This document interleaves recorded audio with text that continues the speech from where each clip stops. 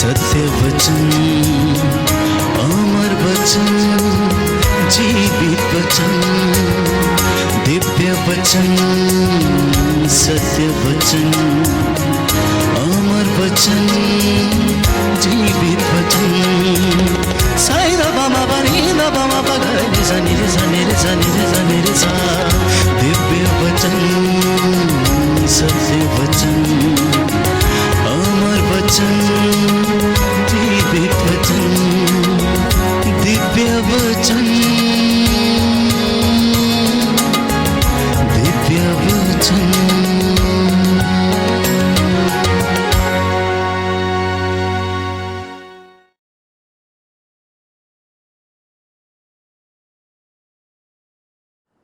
प्रियजनों, प्रभु यीशु के मीठे और प्यारे नाम पर मैं आपकी सलामती की दुआ मांगता हूँ। मुझे बड़ी खुशी है कि प्रार्थना भवन यूट्यूब चैनल के माध्यम से प्रभु के वचन का प्रचार प्रसार दुनिया के कोने कोने तक पहुँचा है और प्रभु ने हमें इस योग्य बनाया कि हम इस यूट्यूब चैनल एवं टीवी चैनल के माध्यम से आप लोगों तक परमेश्वर का वचन फैला सकें। आज मैं आपके साथ एक ऐसे मुख्य मुद्दे पर बातचीत करना चाहता हूं, मनन चिंतन करना चाहता हूं, जिसकी वजह से हमारे जीवन में बहुत सारी परेशानियां हैं और कोई भी व्यक्ति इस विषय पर मनन चिंतन नहीं करना चाहता है। आप सोच रहे होंगे कि आखिर ये कौन सा विषय है जिस पर मैं आपसे बातचीत करना चाहता हूं, और वो विषय ये है पाप। प्यारे भाइयों और बहनों, पाप इंसान के जीवन में एक घुन के समान है। जब लकड़ी में घुन लग जाता है तो वो लकड़ी को अंदर ही अंदर खोखला कर देता है और एक समय ऐसा आता है कि वो लकड़ी किसी काम की नहीं रह जाती।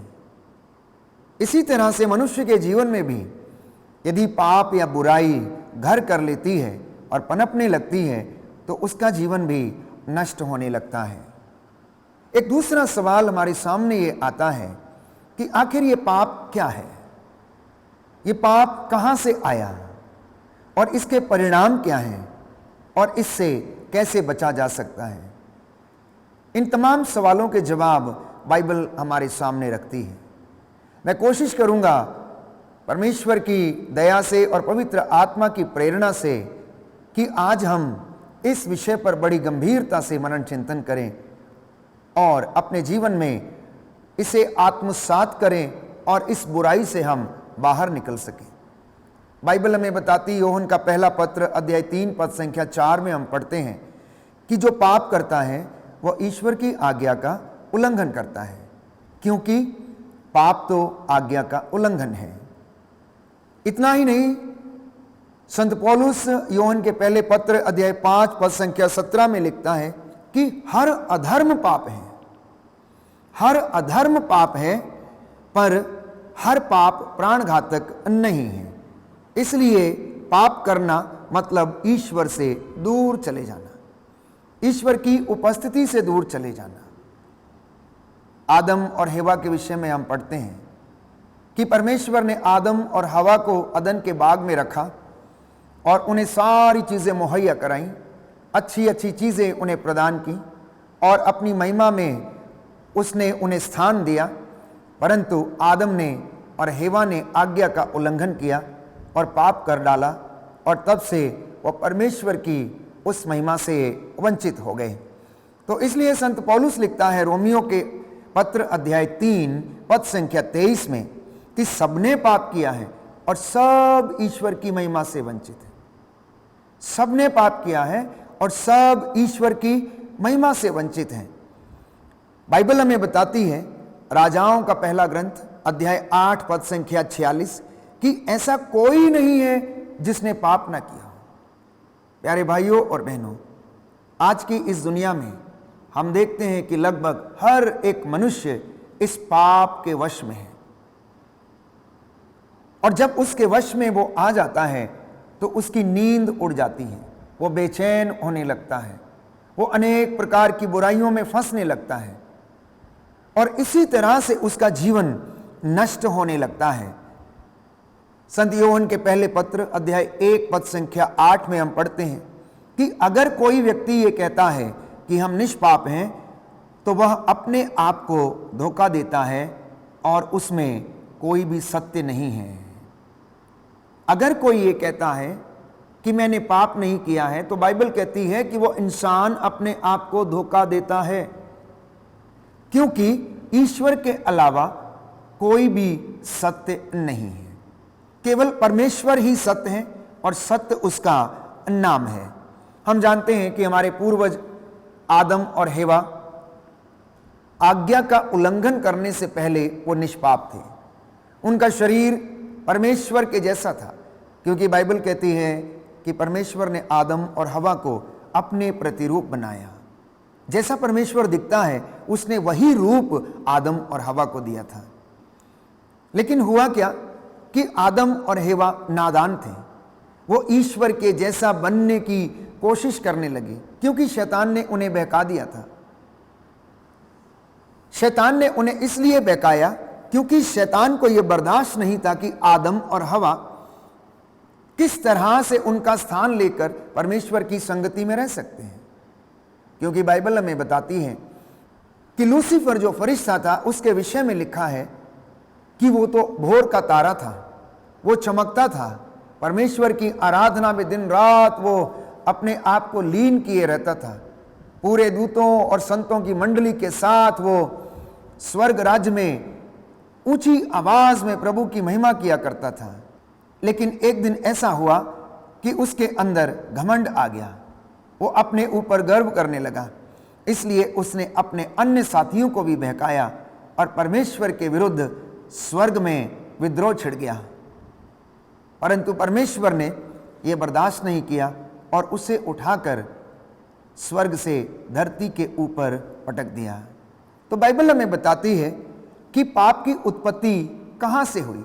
सबसे पहला पाप स्वर्ग में किया गया था और यह पाप शैतान की ईर्ष्या के कारण उत्पन्न हुआ था, प्यारे भाइयों और बहनों। और वो बढ़ता बढ़ता बढ़ता बढ़ता लोगों के जीवन पर उसने अधिकार ले लिया। उनको प्रलोभन में डालने का उसने, ऐसा लगता है, ठेका ले रखा है और सबको अपने वश में कर लेता है। तो बाइबल हमें बताती है, उत्पत्ति ग्रंथ अध्याय 3 पद संख्या 5 से 6 में पढ़ते हैं कि पहले आदम और हेवा ईश्वर के प्रतिरूप थे, पर आज्ञा भंग करने के द्वारा उन्होंने वह स्वरूप खो दिया। उन्होंने उस महिमा को गंवा दिया, उन्होंने उस अधिकार को गंवा दिया, उन्होंने ईश्वरीय उपस्थिति से अपने आप को अलग कर लिया। इसलिए जब परमेश्वर उन्हें अदन वाटिका में ढूंढने के लिए आया तो उसने पुकारा, आदम आदम तुम कहां हो। आदम ने जवाब दिया कि मैं तेरी आवाज सुन के डर गया। प्रभु ने पूछा क्यों? उसने कहा कि मैं नंगा हूं। परमेश्वर ने कहा, किसने तुझसे कहा कि तू नंगा है? क्या तुमने उस फल को खाया जिसे मैंने खाने के लिए मना किया था?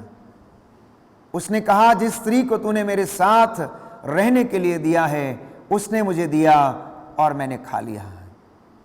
परमेश्वर ने स्त्री से कहा, यह तूने क्या किया है? और स्त्री ने जवाब दिया कि शैतान ने मुझे बहका दिया और मैंने फल खा लिया। प्यारे भाइयों और बहनों, बस यहीं से पाप इस धरती के ऊपर फैल गया और इसकी उत्पत्ति ईर्ष्या के कारण हुई। शैतान की ईर्ष्या के कारण बाइबल हमें बताती है कि पाप इस दुनिया में आया और वह पूरी धरती के ऊपर फैल गया। सबसे पहला पाप जो था स्वर्ग राज्य में किया गया लूसीफर फरिश्ते के द्वारा। उसने परमेश्वर के विरुद्ध विद्रोह किया, परमेश्वर से उसने ईर्ष्या की, अपने आप को उसने परमेश्वर के जैसा समझा और माना और अपने साथियों से कहा कि तुम मेरी आराधना करो।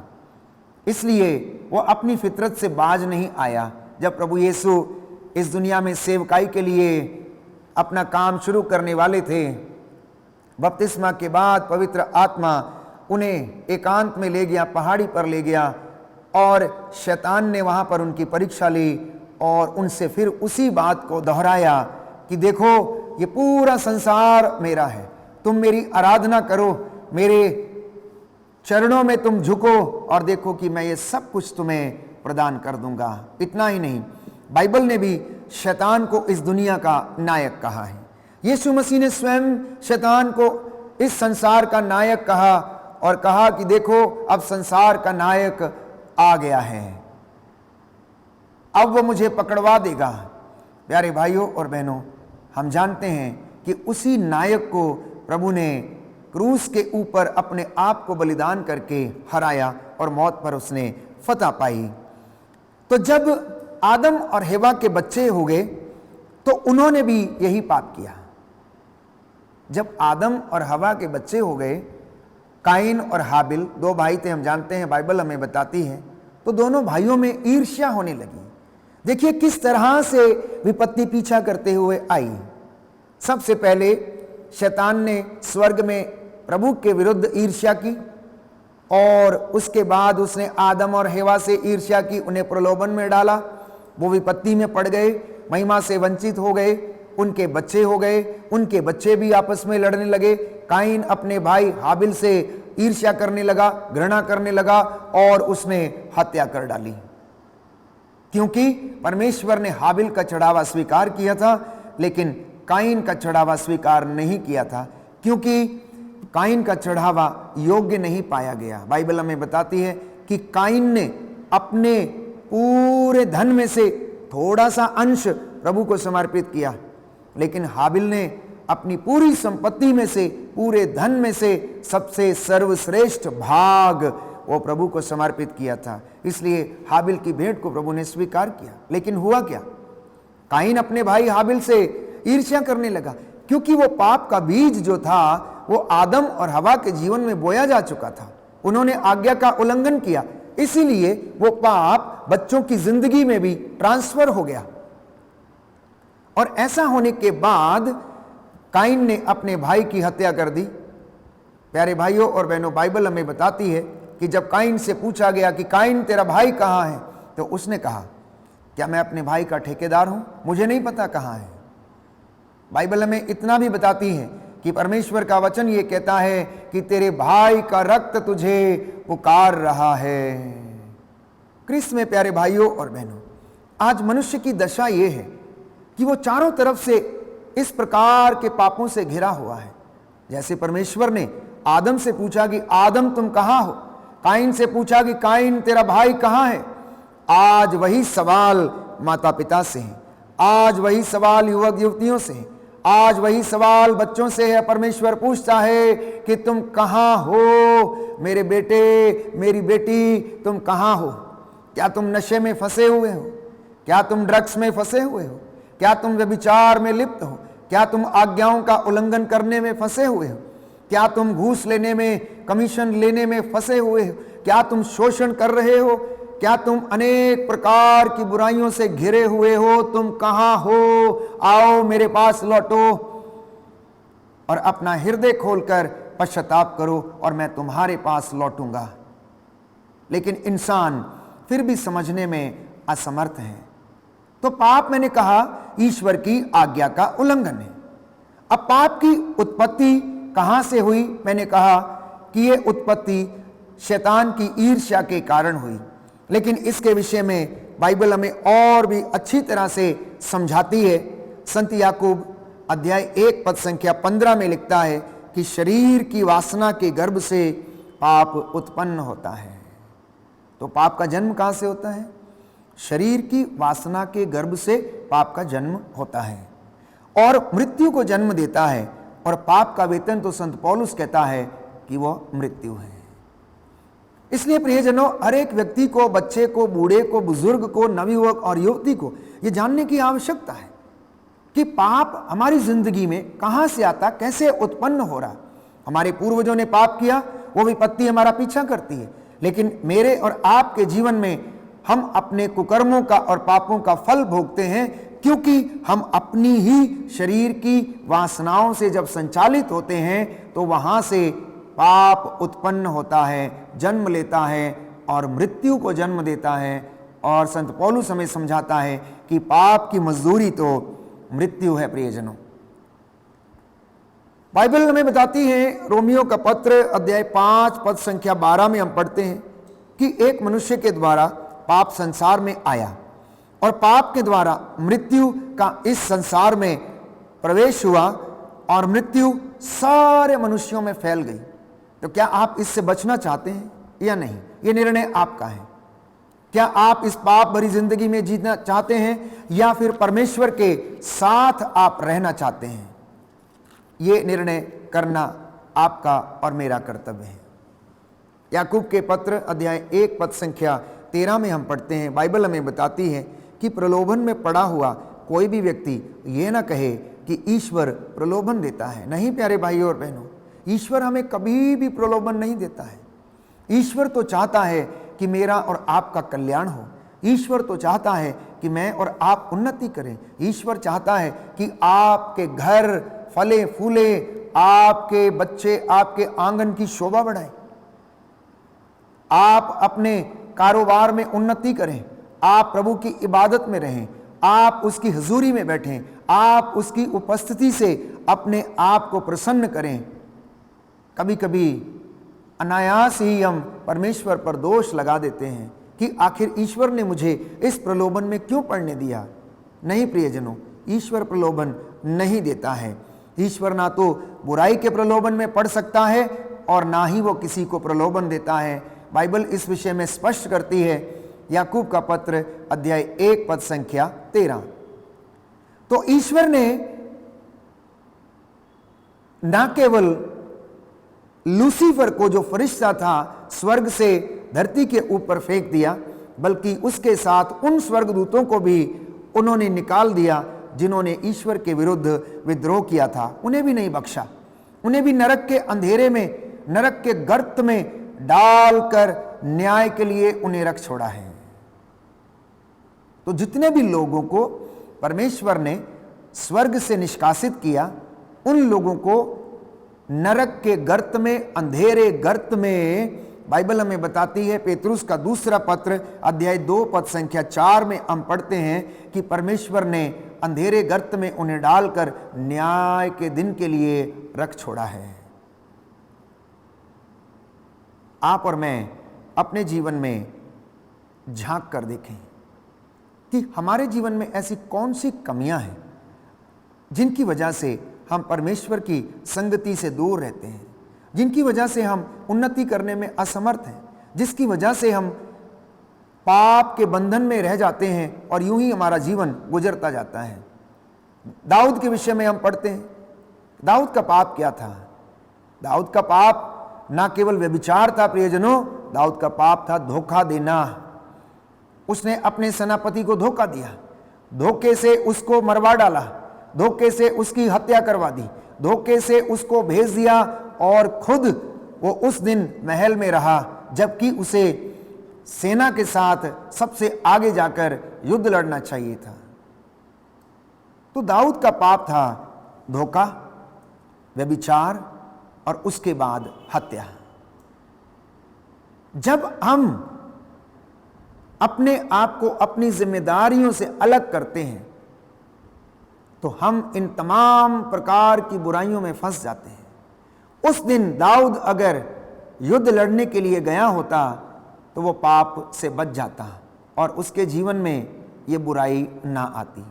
लेकिन उस दिन उसने मदिरा पिया, मदिरा पीने के बाद वो अपने महल की छत पर टहल रहा था और वहाँ से उसकी नज़र अपनी सेनापति की पत्नी के ऊपर पड़ी और वो उसके ऊपर मंत्र मुग्ध हो गया और उसने उसको बुलवा भेजा और उसके साथ रमण किया। रमण करने के बाद पता लगा कि वो गर्भवती हो गई है। और प्यारे भाइयों और बहनों, आगे का किस्सा हम जानते हैं कि किस तरह से दाऊद ने ना केवल उसके पति को मरवा डाला परंतु उसने उसके साथ धोखा भी किया। साउल का पाप क्या था? साउल का पाप था अत्याचार एवं हत्या। वो परमेश्वर के लोगों को सताता था, मसीहों को सताता था, बंदी बनाता था, उनके ऊपर अत्याचार करता था, उनका शोषण करता था। पेतरुस का पाप क्या था? पेतरुस का पाप ईश्वर के पुत्र ईसा मसीह को इनकार करना उसका सबसे बड़ा पाप था, सबसे बड़ी गलती थी। जबकि पेतरुस यीशु के साथ दिन रात उठता बैठता, खाता पीता था, उनकी सेवकाई का हिस्सा था, वो उनके जीवन में चिन्ह चमत्कारों को देखा करता था, लेकिन फिर भी वह ईमानदार नहीं ठहरा और उसने प्रभु यीशु को इनकार कर दिया और कहा कि मैं तो जानता तक नहीं हूं, यह मनुष्य कहां से आया है, मैंने इसे नहीं देखा, मैं इसके साथ नहीं हूं। उड़ाऊ पुत्र का पाप क्या था? उसका पाप अनादर था, अपने पिता का कहना नहीं मानना, उसकी आज्ञा का पालन नहीं करना। अपनी संपत्ति का हिस्सा लेकर प्रियजनों वो दूसरे देश चला गया और जब अकाल पड़ा तो वहां पर उसे बहुत सारी यंत्रणा और कष्ट उसे सहना पड़ा। तो बाइबल हमें बताती है कि जो पाप करता है वो ईश्वर की नहीं, शैतान की संतान है। तो जब हम पाप करते हैं तो हम ईश्वर की संतान नहीं बल्कि शैतान की संतान बन जाते हैं। लेकिन जब हम धर्माचरण करते हैं, जब हम परमेश्वर के लिए काम करते हैं, जब हम बंदगी में अपना जीवन व्यतीत करते हैं तो हम ईश्वर की संतान कहने के लायक समझे जाते हैं। तो बाइबल हमें बताती है, यूहन्ना का पहला पत्र अध्याय 3 पद संख्या 5 से 10 में हम पढ़ते हैं कि जो धर्माचरण करता है वह उन्हीं की तरह निर्दोष है जैसे कि प्रभु यीशु निर्दोष है। लेकिन जो पाप करता है वो शैतान की संतान है, क्योंकि शैतान आरंभ से पाप करता आया है, क्योंकि शैतान आरंभ से ही पाप करता आया है। और ईश्वर का पुत्र इसलिए प्रकट हुआ है कि वह शैतान का सर्वनाश करे और उसे समाप्त करे और मुझे और आपको विजय दिलाए। कितनी सुंदर बात है कि प्रभु यीशु का इस दुनिया में आने का जो उद्देश्य था, उनका जो मकसद था, वो ये था कि मैं और आप शांति प्राप्त करें, मैं और आप इस पाप की दास्ता से आजाद हो जाएं, मैं और आप अपने जीवन में उन्नति पाएं, मैं और आप उद्धार पाएं, मैं और आप परमेश्वर की संतान फिर से कहलाने के योग्य ठहरें, मैं और आप परमेश्वर की हजूरी में आने के लायक समझे जाएं। यह काम करने के लिए प्रभु यीशु इस दुनिया में आया और उसने ठीक ही कहा, मैं इसलिए आया हूं कि जो कोई मुझ में विश्वास करे उसका सर्वनाश ना हो बल्कि वह अनंत जीवन प्राप्त करें। इसलिए प्रियजनों, आज मनन चिंतन करने का दिन है। यह समय मनन चिंतन करने का है, अपने जीवन को झांक कर देखने का है कि मेरे जीवन में पाप रूपी घुन कहां पर लगा हुआ है। क्या मेरा मोबाइल मेरे लिए पाप का कारण बन रहा है, जिस पर मैं बहुत सारी चीजें, अश्लील चीजें या ऐसे षड्यंत्र या ऐसी बातों को करता हूं या देखता हूं या मित्रों के साथ साझा करता हूं, जिसके कारण वासना उत्पन्न होती है और वासना के गर्भ से पाप उत्पन्न होता है। क्या मेरी जिंदगी में ऐसा है? ये आज के प्रवचन का मुख्य विषय है और इस पर मैं और आप मनन चिंतन करें। यदि आप चाहते हैं कि आपके जीवन से बुराई का अंत हो, पाप का अंत हो, तो हमें परमेश्वर की हुजूरी में उपस्थित होकर उसकी आज्ञाओं का पालन करना और उस पर विश्वास करना अत्यंत आवश्यक है। तो जो पाप नहीं करता वो ईश्वर की संतान है। तो ईश्वर का जीवन तत्व संत पौलुस कहता है कि उसके अंदर विराजमान है और क्रियाशील है। जो इंसान अपने आप को पाप से बचाकर रखता है, धर्म के रास्ते पर चलता है, उस व्यक्ति के अंदर ईश्वर का तत्व विराजमान है। उसके अंदर परमेश्वर की महिमा, परमेश्वर की कृपा जो है क्रियाशील है, वो एक्टिव है। ग्रेस उसके अंदर एक्टिव रहती है और वो काम करती है। लेकिन बाइबल हमें बताती है, यूहन्ना का पहला पत्र अध्याय 3 पद संख्या 14 और उसका दूसरा भाग, जो प्यार नहीं करता वह मृत्यु में निवास करता है। अपने भाई को, अपनी बहन को, अपने बच्चों को, अपनी पत्नी को या पति को प्यार नहीं करना भी पाप है। और बाइबल कहती है कि जो व्यक्ति अपने भाई से बैर करता है वो हत्यारा है। और आप जानते हैं कि हत्यारे में जीवन नहीं है। जो प्यार नहीं करता, अपने भाई को क्षमा नहीं कर पाता, वो हत्यारा है, बाइबल कहती है, और हत्यारे में जीवन नहीं। इसलिए इस पाप से बचने की कोशिश करना, ये पाप इतना भयानक है, अगर किसी के जीवन में ये लग जाए तो बाइबल इसके विषय में कहती है कि ये शेर के समान है। प्रवक्ता ग्रंथ अध्याय 27 में हम पढ़ते हैं कि शेर हमेशा शिकार की घात में रहता है, तो पाप हमेशा अन्याय करने वाले की खोज में रहता है। जिस तरह शेर अपने शिकार की खोज में रहता है, उसी तरह पाप करने वाले की खोज में रहता है, अन्याय करने वाले की खोज में रहता है। कब उसे वो मिले और कब उसके ऊपर वो हावी हो और उसका मन उसे प्रलोभन में डाले और वह इस पाप के कारण अंधकार में आ जाए। इसलिए इससे बचने की कोशिश करना, बाइबल कहती है प्रवक्ता ग्रंथ अध्याय 21 पद संख्या 1 में, पुत्र क्या तुमने पाप किया है तो फिर ऐसा मत करना और अपने पुराने पापों के लिए क्षमा मांगना। सांप के सामने की तरह पाप से दूर भाग जाओ। यदि पास आओगे तो वह तुमको काटेगा। उसके दांत सिंह के दांतों के जैसे हैं, वे मनुष्यों की आत्माओं का विनाश करते हैं। ध्यान देने योग्य बात है, सुनिए ध्यान से कि बाइबल ये कहती है कि पाप के दांत शेर के दांतों के समान हैं और ये क्या करता है? आत्मा का विनाश करता है। पाप इंसान की आत्मा का विनाश करता है प्रियजनों। इसलिए हर एक मसीह को, विश्वासी को, हर एक मनुष्य को सावधान रहने की आवश्यकता है कि किस तरह यह पाप आपके जीवन को नष्ट कर सकता है। यदि आप इससे बचने की कोशिश करेंगे तो आपका जीवन, प्यारे भाइयों और बहनों, प्रभु की दृष्टि में निर्दोष रहेगा। ईश्वर आपको कृपा प्रदान करेगा कि आप इस पाप से बचें। कहता है हर एक अपराध दुधारी तलवार के जैसा है, हर एक पाप दुधारी तलवार के जैसा है और उसके घावों का कोई इलाज नहीं है। शरीर के घाव डॉक्टर सही कर सकता है, लेकिन पाप के जो घाव हैं उनको केवल और केवल यीशु मसीह ठीक कर सकता है। इसलिए ना केवल परिवार परंतु माता पिता, बच्चे, युवक और युवतियां इस पाप से बचने का पूरा प्रयास करें। इस पाप से बचने का पूरा प्रयास करें। सुक्ति ग्रंथ अध्याय 15 पद संख्या 27 में बाइबल हमें बताती है कि पाप की कमाई करने वाला अपना घर संकट में डाल देता है। पाप की कमाई करने वाला अपना घर संकट में डाल देता है।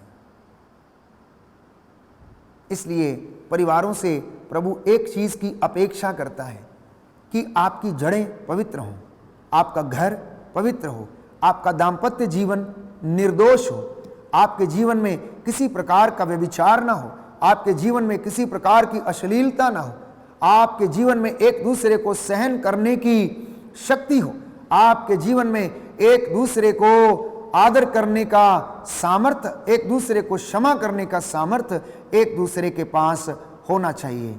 इसलिए प्यारे भाइयों और बहनों, इस पाप से और इन बुराइयों से अपने आप को और पूरे परिवार को बचाकर रखने की कोशिश कीजिएगा।